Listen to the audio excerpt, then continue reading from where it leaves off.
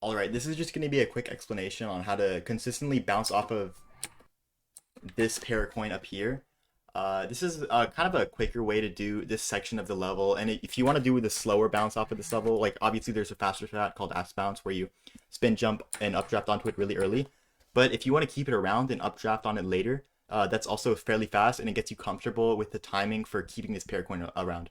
So what does this have to do with anything? So this Paracoin, if you play this level, you'll know that most of the time when you updraft to this section, it's not going to be here. It's actually going to fall down like you see in this over here. So like you saw here, the coin fell down, right?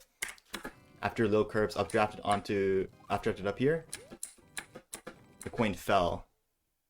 And so the reason this happened is because that coin got zapped by the zapper. These zappers actually have the ability to get rid of the parachutes on any falling objects.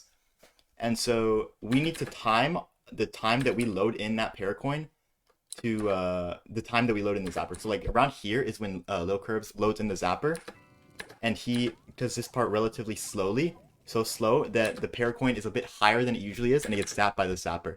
And this is what we're trying to avoid if we're doing if we want to bounce off of that Paracoin, right?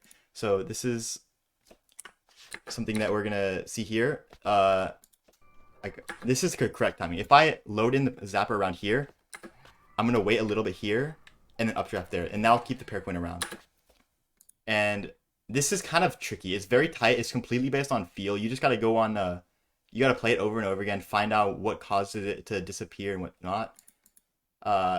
The timing will change a lot. This will create a lot of adaptation that you need to have.